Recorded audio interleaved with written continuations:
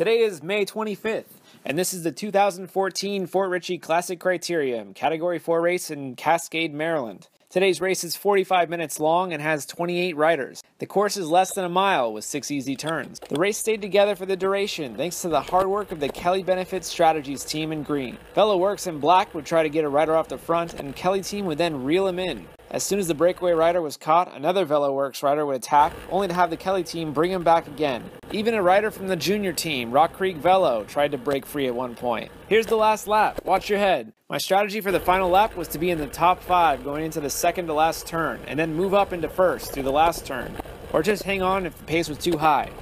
As we came into the second to last turn, I wasn't in a good enough position, so I rode hard and moved up to top 3 going into the last corner.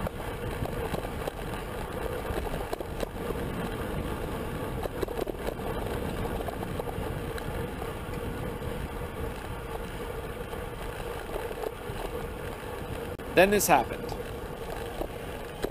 Oh, come on, guys! God damn it! A rider in white, here, takes the inside and scares the rider in black, here, who then hits the brakes and loses his line.